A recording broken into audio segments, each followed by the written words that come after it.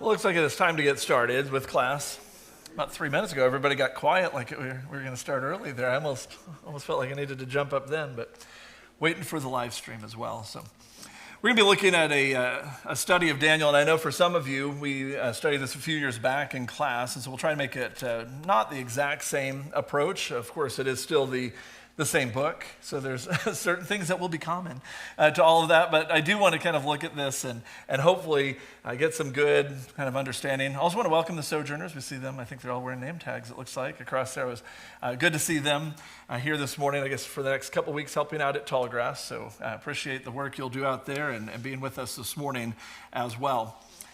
So this morning in the and this is, we can't really look at Daniel without approaching a little bit of the background of the book in the sense of when was it written? That is always the big question mark here.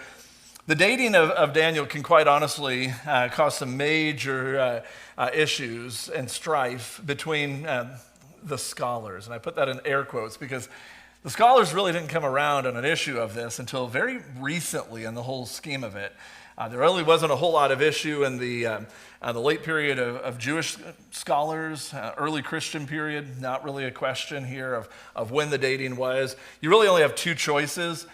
Either Daniel was written in the context of the text when Daniel lived, toward the end of his life, so it would have been the 530s or so BC. It was either written then, and would have to make sense that the events that he's talking about had just wrapped up or were still happening at the end of the book, and then the rest of it is written about, and the prophecy part is written about events that are yet to come. Or you have to then accept that it was written much, much later after that, because if you put it anywhere in the middle, it makes no sense. If you put it in the middle, then there's still prophecy, and you haven't undone the prophecy part of it. So some of the scholars think, well, there's no way it was written way back in the 530s BC. It was more of a book that was kind of circulated around that was more fiction in its sense, and they put it in the 160s BC. So let's look at both of these. So looking at the 160s BC approach, it's more of a refuting of the other date than it is a proof that it was written at this time.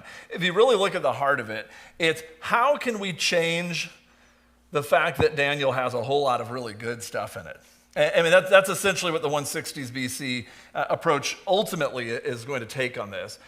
Daniel 1:1, and the text of it claims, in the third year of Jehoiakim's reign, but Jeremiah 46:2, talking about the same events, says it was in the fourth year of Jehoiakim's reign that Nebuchadnezzar comes to come over and attack Jerusalem. So first point, they say there's historical inaccuracies. If they were back then, they would have gotten it right. And so therefore, it must have been later, and there's some confusion on the year, but that's not actually wrong, because some of the ones, okay, so have you completed your first year as a king? Is that your year and a half into your reign? Is it your first year or your second year? Well, different countries would list it differently. And it turns out that in the Babylonian counting of it, they would have listed it as the third year of your reign, because it's your third, you've completed 3, and you're still in that next year. So that would call that the third year. But you go back to Palestinian, which would have been in Jeremiah, any kind of Palestinian, Egyptian kind of counting, they would have called this your fourth year. And actually, this way we would still count it as well. If you've already completed 3 full years, you're in your fourth year. But to the Babylonians, that's not how they counted it. So third year to a Babylonian, fourth year to a Palestinian or Israelite would have been about the same. And so there's really not an obvious issue there. That is one of the claims of why you have to accept the 160s BC approach.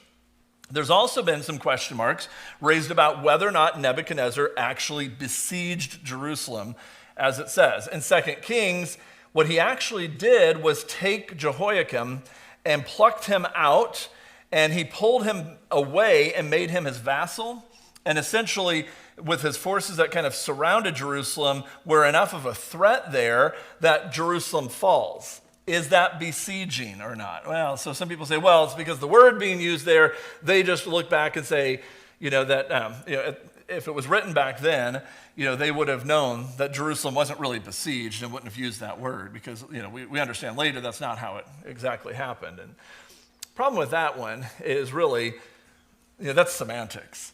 To rest the entire dating on whether or not, if they came and took over the city, which they did they take it over in the sense of marched in, which is kind of what some people would take besieging to mean? The word itself, though, in the original language was translated to besieging, isn't really as strongly worded as that. It's more of like a folding of the city. And so, again, I think that one's a very, very weak argument, at best. At best, it's a very, very weak argument, and I don't even think it's an argument, really, on that one. It continues on. They say that using the word Chaldean shows that that was a word that they wouldn't have known back in the 500s. Oh, that's not actually true, because the more study that was done on that realized it dates back a lot longer than that. And it referred to the group of the Babylonians that were kind of in charge. And so by using the term Chaldean, it doesn't prove that it had to have happened a lot later.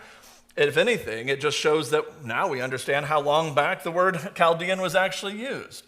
And so using that one wasn't in there. And then others say, well, Aramaic. There's sections of Daniel that are in Aramaic. There's actually 4 different languages that were found in the original text of Daniel. And one of them being Aramaic says, well, there's no way, because Aramaic comes in much later in its popularity and its use. But we found writings all the way back to the 7th century BC, not the 6th century BC, way back to the 7th century BC. And so it doesn't prove anything, the fact that Aramaic is in there. All it shows is that there was Aramaic used as well, which actually, interestingly, the type of Aramaic used doesn't match up with what you'd see in the 100s BC. It matches up better with the West Aramaic that would have been used in the 6th or 7th century BC. So if anything, it starts to become a proof that it was written in the 530s BC, as the text indicates. And it's a lot more similar to the apocryphal writings of the 100s. In the 100s and the 200s BC, it became much more popularized to have apocryphal writings, those writings with prophecy about how things are going to happen in the future, the end times, all that kind of stuff. That doesn't really exist prior to the 100s and 200s BC in large numbers. But that doesn't mean that because it became more popularized then, that it didn't exist before. And that has been one of those things that just matches better and forces it to be a contemporary. Well, it doesn't force anything on that one. And so really when you come down to it, essentially you're left with 2 choices. One of them is, did Daniel actually write an apocryphal book with God's obviously input in this and his leading and his guidance that predicts into the future with high accuracy by being written in the 500s?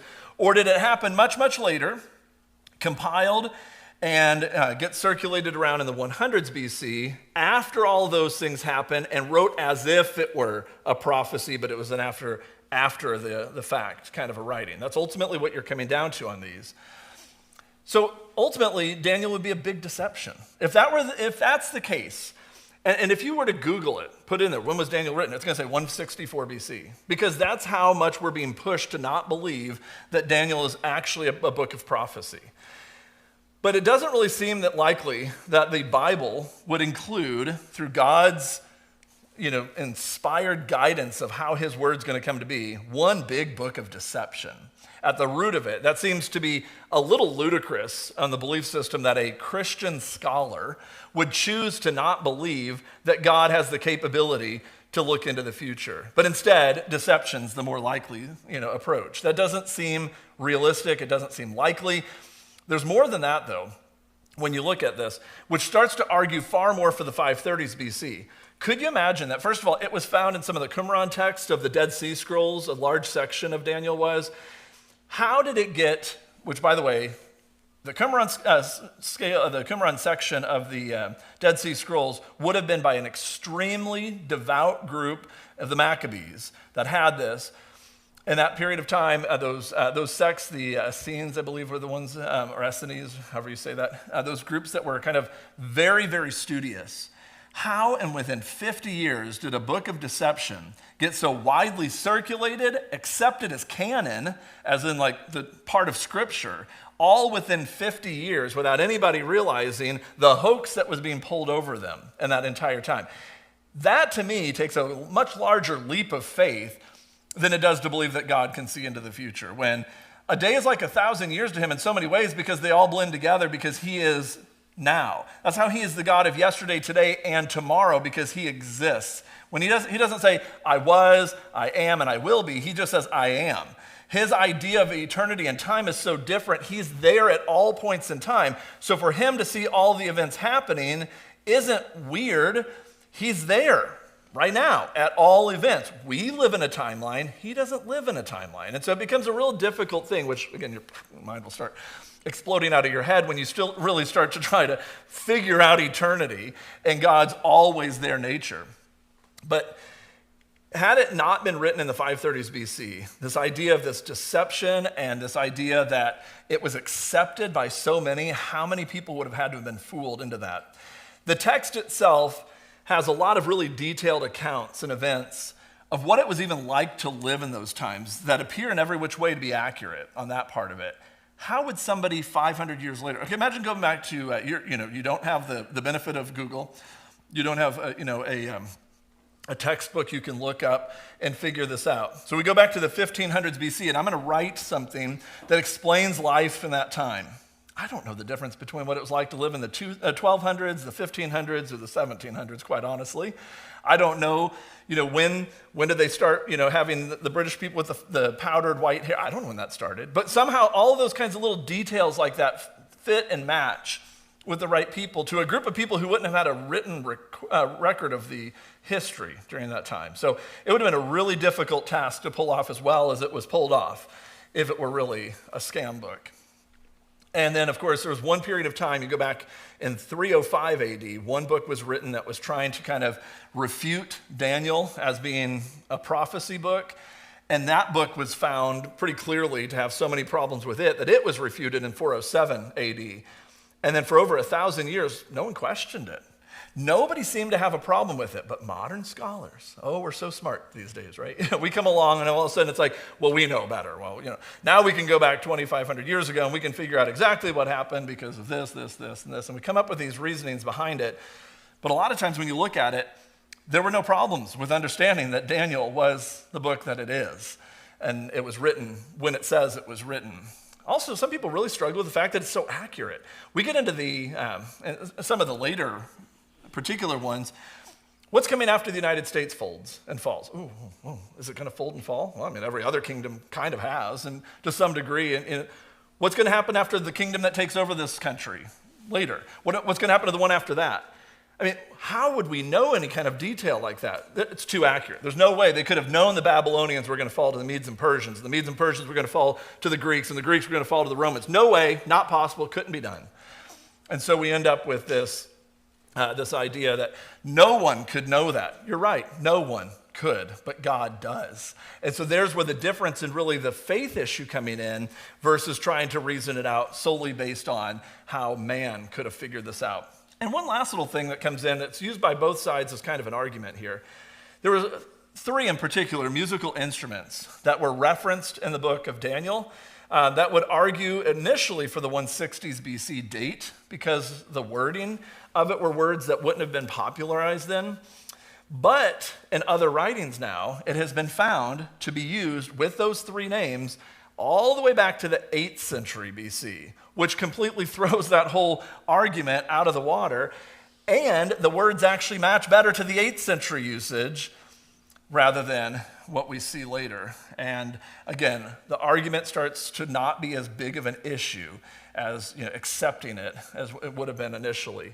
There's also, and this is maybe one of the biggest arguments that they can't explain, those who want to believe the 160s BC, is that there's 4 Persian words used in Daniel correctly that were dramatically misinterpreted when they were used in the Septuagint, which the Septuagint, again, would have been in the 100s to early 200s BC when it was being translated.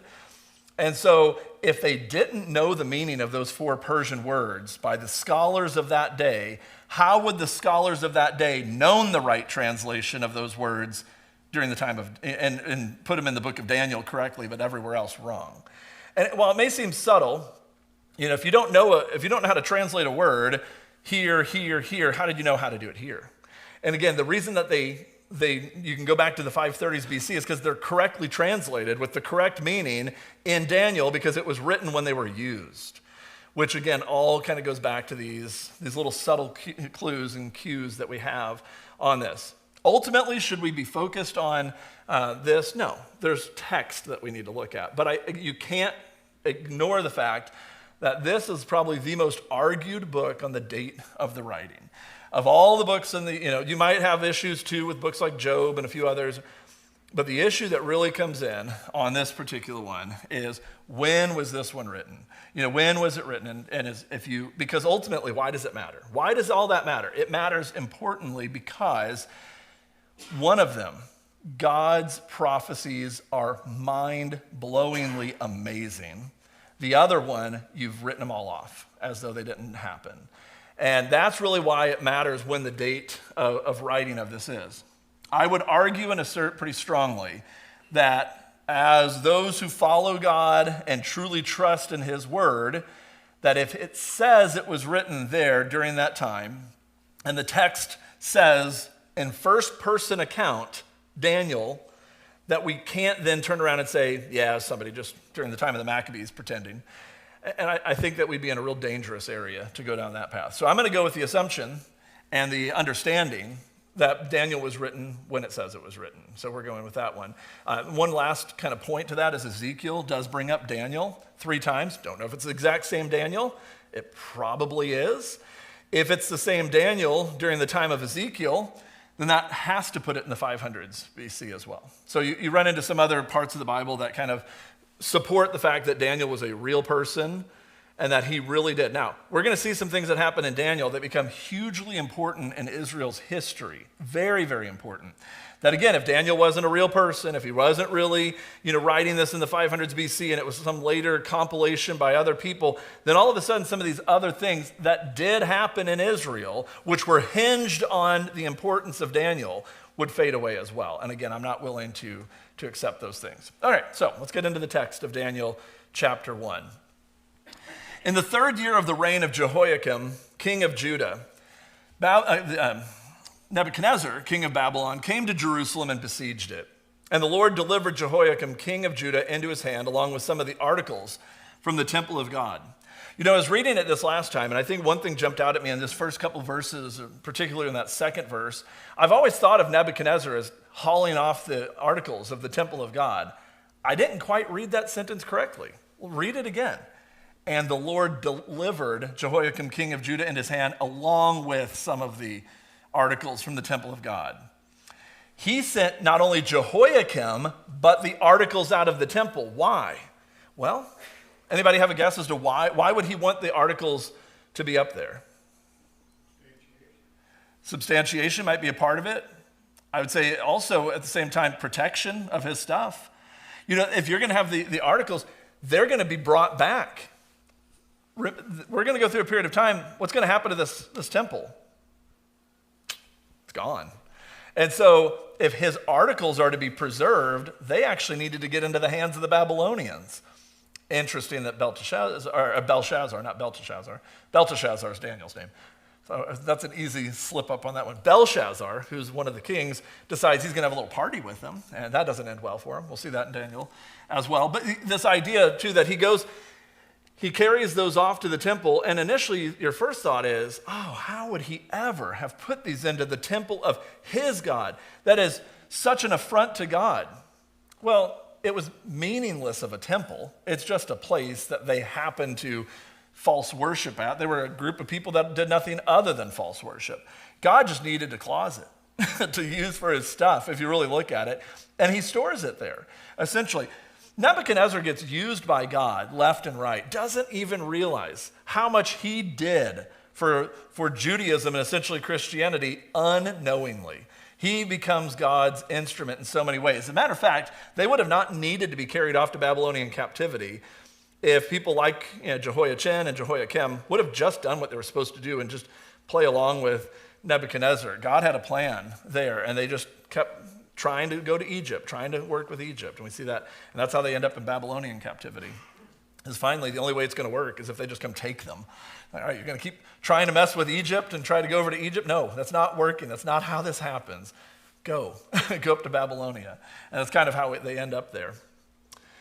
Then the king ordered Ashpenaz, chief of his court officials, to bring into the king's service some of the Israelites from the royal family and the nobility. young men without any physical defect, handsome, showing aptitude for every kind of learning, well-informed, quick to understand, and qualified to serve in the king's palace. He was to teach them the language and literature of the Babylonians. And that brings us up to verse 5, which Josh has for us this morning. So, Josh, if you want to read Daniel 1:5.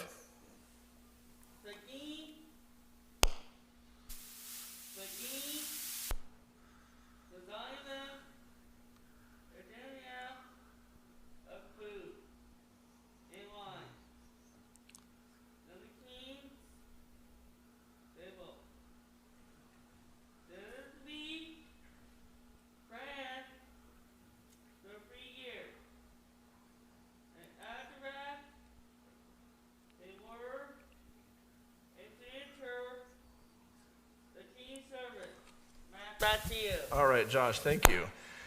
All right, so what we see here is that we see that this is kind of when you look at it, what are the odds? Out of all the people, of all the people and all the places and all the time, how did Daniel get chosen for this? Well, there was a few characteristics, being without any physical defect, handsome, and showing aptitude for learning. So he's smart, he's physically capable, he has the look, all of this, and qualifies him to serve. And so then he's picked up as one of these, and he's going to go through a 3-year training program, making him more Babylonian. It's kind of the goal behind that from the Babylonian side of things.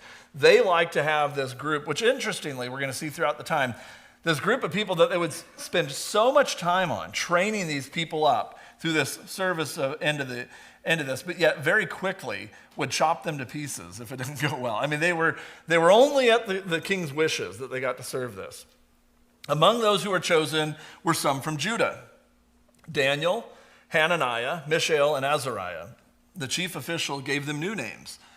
To Daniel, the name Belteshazzar. To Hananiah, Shadrach. To Mishael, Meshach. And to Azariah, Abednego.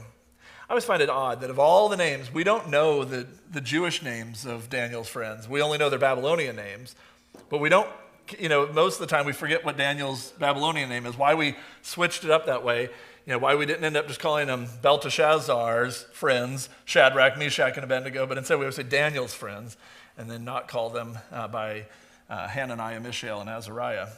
Oh, a little side point. It has absolutely nothing to do with the lesson. I just always find it interesting that we didn't switch that particular name over on there. So Daniel was one of these young men, and it just says of them. It doesn't sound like these were the only 4 from Judah that were chosen. They were just 4 of the ones that were chosen for the king's training program on there. Ultimately, this is going to lead to something really big on this one. I would say the least of which is going to be the completion of the temple and the city walls being rebuilt in Jerusalem. You take Daniel and some of the others from being chosen for this program in Daniel chapter 1, and then turn over to Ezra, and you're going to find out the temple doesn't get rebuilt. It's interesting how pivotal this is. And you remember how I kind of said this whole lesson is God at work through his people. Look over how this works in 2 Chronicles 36. In the first year of Cyrus, king of Persia. Well, Daniel was there up until when? How long was Daniel in Babylonia? Until the first year of King Cyrus. All right, so this is up until the point where Daniel was still there. In the first year of Cyrus, king of Persia, in order to fulfill the word of the Lord spoken by Jeremiah, the Lord moved the heart. Don't miss that. The Lord moved the heart of Cyrus, king of Persia, to make a proclamation throughout his realm and also to put it in writing. Why does a Persian king putting it in writing matter? It becomes law. Can it be changed? Never. Not even that king, not a subsequent king. If the Medes and the Persian are still in control, then nothing can undo what is written right here. So this is an absolute law of the Medes and Persians that becomes there. So he writes this. This is what the king of Persia says. The Lord, the God of heaven, has given me all the kingdoms of the earth, and he has appointed me to build a temple for him at Jerusalem. You can see what God moved his heart to say. He has appointed Cyrus to say, okay, he wants me to make sure this temple gets built in Jerusalem, in Judah.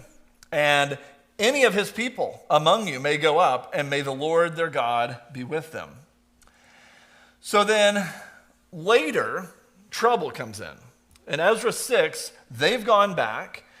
They had a bunch of issues, even though they had the letters to the governors of the Trans-Euphrates. People like Tatnai and some of the other ones start to stir up all this trouble. And they're going to give them fit after fit after fit, trying to stop them. Remember, they get to a point where they're building the city walls, and they're all there, that half of them are building and half of them are guarding with weapons drawn. That's how bad it gets for them. And all of this was becoming a real big difficulty during this entire time, multiple times, including during the time of building the temple as well. So this really comes up twice downstream from in timeline here. So King Darius then, again, not the Darius that we're going to read about in the book of Daniel. That's a different Darius. There's actually two more Dariuses that will come. So this is a different Darius, down well past the days of Cyrus. So King Darius issues an order, and they searched in the archive stored in the treasury at Babylon. A scroll was found. Sounds pretty familiar. It was a scroll that we read about in 2 Chronicles 36. They found it in the citadel of Ecbatana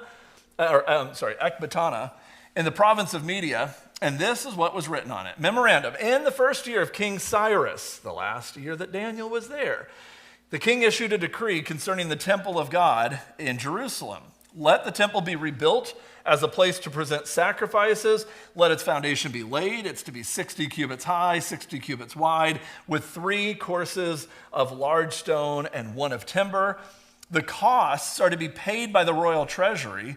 Also, the gold and silver articles of the house of God, which Nebuchadnezzar took from the temple in Jerusalem and brought to Babylon, are to be returned to their places in the temple in Jerusalem. They're to be deposited in the house of God. And now you step back and you see, wow, God had it all figured out at the same time. Now is it so weird to think that maybe God also knows exactly the future?